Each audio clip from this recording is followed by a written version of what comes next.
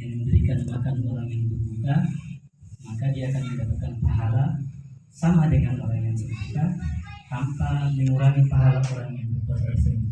Jadi Bapak Ibu sekalian bisa membayangkan hari ini berapa orang tadi orang yang berbuka yang dijamu oleh tuan rumah. Hanya kiranya perlu juga ketemu memberikan doa kepada beliau, Allahumma barik lahu fi ma razaqtahu wa fir lahu warhamhu. Jemaah sekalian yang dirahmati Allah Subhanahu wa taala, salawat dan salam semoga senantiasa kita haturkan di atas junjungan kita Nabi besar Muhammad sallallahu alaihi wasallam. Alhamdulillah, mohon izin sebelumnya tuan rumah. Nah, mungkin ada yang lebih tua di sini, mohon maaf sebelumnya. Mohon maaf bukan untuk menggurui katong semua.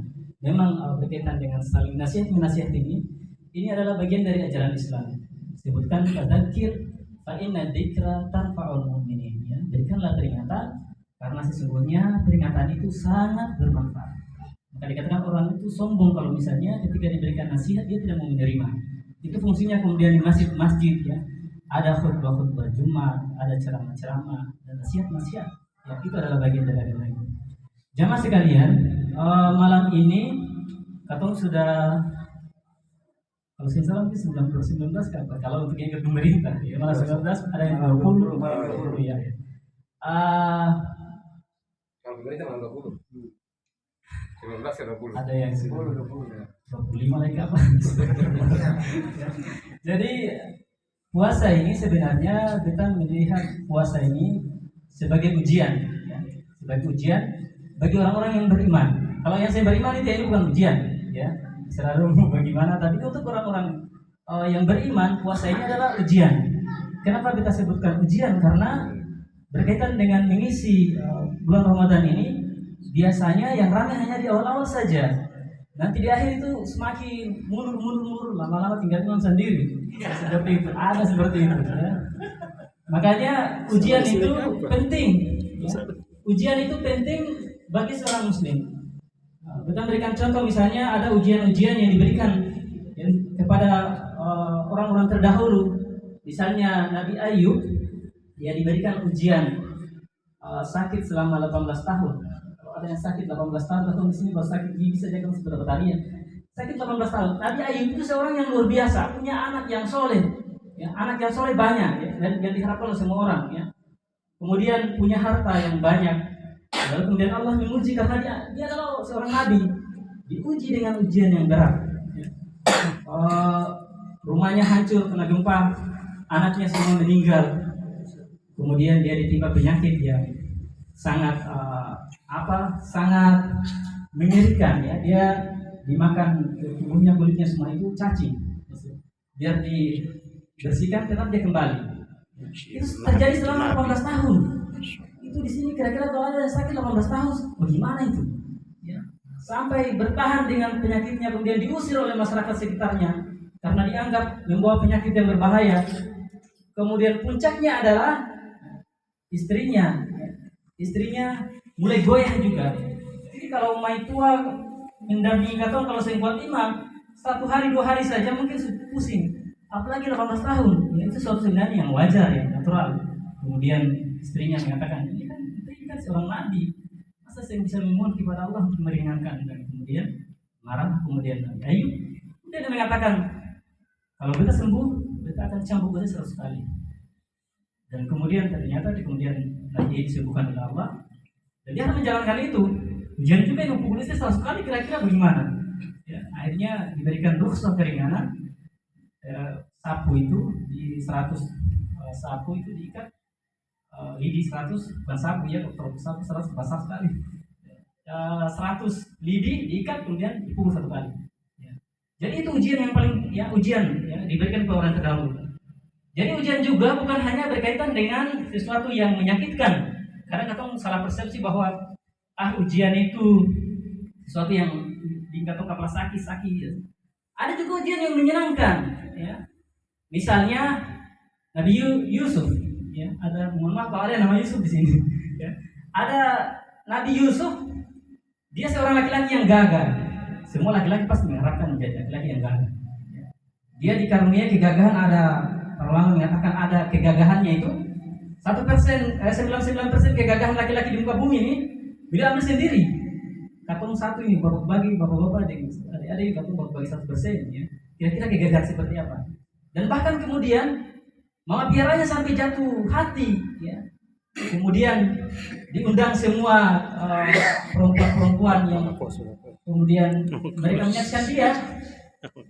Tidak sadar kalau kemudian mereka iris tangan masing-masing berdarah. Itu kegagahan seperti apa kira-kira yang kemudian mendukung katong sing rasa, ya.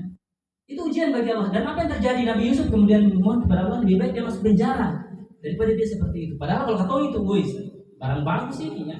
Puncaknya adalah Nabi Yusuf dia diajak oleh itu kita menganggap itu tuan rumah, mama piaranya, mama angkat. Ya, jadi ketika ada orang begitu tinggal dua di rumah begitu, mama piaranya kemudian kunci pintu, ya, mengajak dia untuk berhubungan suami istri. Ya, itu kalau orang yang tidak kuat iman maka bahaya. Ya, sama yang saya inginkan kalau laki-laki atau saya munafik sih kalau seperti itu, barang bagus nih, nggak ada yang tahu, ya. Tapi Nabi Yusuf tidak seperti itu. Dia mengerti adalah ujian dari Allah yang diberikan kepadanya dengan fasilitas kegagahannya. Makanya kemudian dia digabungkan oleh Allah Subhanahu wa taala berkaitan dengan dia masuk penjara. Makanya jamaah sekalian, pertama berkaitan dengan ujian Ramadan ini, pertama makan dan minum, kan? Makan dan minum. Ini sebenarnya ujian standar yang didesain oleh Allah Subhanahu wa taala dan semua manusia bisa melalui itu. Mau tahap apapun. Ini sudah sangat sesuai dengan seluruh manusia. Bahkan anak kecil pun kalau makan dan minum itu katong bisa menahan, ya. Masa kalau saya besar-besarnya ada yang sebesar, yang maaf ya, ada yang bulu, jadi bapak-bapak, saya puasa, ya salami bagaimana, ya.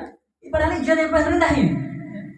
Kalau ada orang makan di katong pikir, katong biasa saja, saya minta air mulu malele, begitulah katong lihat, tidak, ya. Ini ada yang sebesar-besar, ya. Orang-orang seperti itu, maka kita pastikan karena ini ujian yang paling rendah ini, dia sering lolos. Maka ketika dia mendapati ujian-ujian yang lebih tinggi dari itu sedikit, celaka 12. Kita pastikan dia akan tidak bisa menerima keadaan hidupnya. Mungkin separuh akan mengakhiri hidupnya gantung diri di pohon kaladi atau di mana atau sengkal, ya. Seperti itu, ya. Itu ujian. Kemudian ujian yang selanjutnya berkaitan dengan katong bagaimana bisa mengisi Ramadan ini, ya. Bisa memaksimalkan Ramadan ini, ya.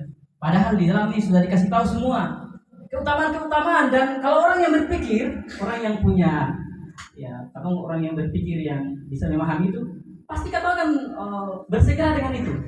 Karena banyak keutamaan dalam Ramadan ini, mumpung ini masih ada 10 hari lagi, ya. Dikatakan man shoma ramadanan imanan wahtisaban ghufira lahu ma taqaddama min dambi. Barang siapa yang berpuasa karena keimanan, keimanan itu kan karena Allah Subhanahu wa taala, bukan faktor yang lain. Bukan karena ada atasan, bukan karena ada pembantu, bukan karena ada lainnya, lagi misalnya ada dosen dan seterusnya. Karena keimanan dan mengharapkan pahala dari Allah Subhanahu wa taala, maka dia akan diampuni dosa-dosanya yang telah lalu. Ya, Rasulullah yang mengisi Ramadan ini kalau 10 malam terakhir diikat itu jubahnya itu, tujuannya sebagian kulit-kulitnya itu dulu, ya. Itu Rasulullah yang sudah maksum, yang diampuni dosa-dosanya oleh Allah, jatah masuk surga. Lah katong jatah masuk neraka mangkal iya. Masuk surga.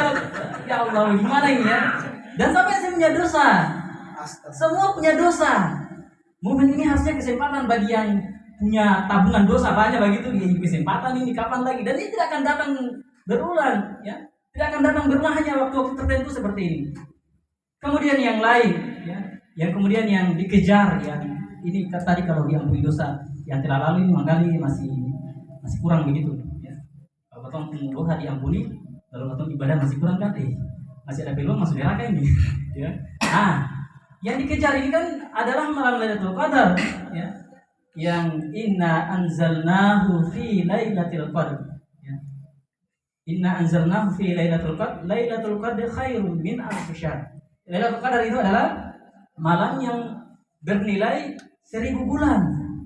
1000 bulan itu kalau katong hitung akan Itu kok 1000 bulan itu 83 tahun ya. Ya katong bermasa 84 tahun. Katong beribadah dari umur 1 tahun sampai 84 tahun itu, sehingga ada kerja yang lain, pagi siang sore katong ibadah terus seperti itu.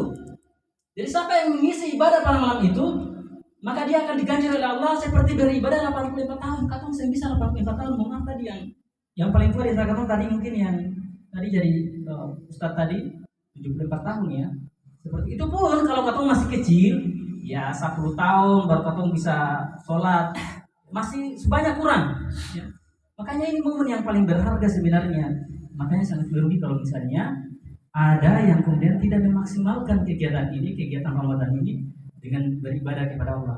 Bahkan berkaitan dengan salat ketong malam ini, itu kan disebutkan juga bahwa barang siapa yang sholat tarawih bersama imam sampai imam selesai, sholat witir selesai, baru dia bubar, maka dia terhitung sholat malam, terhitung sholat 1 malam suntuk.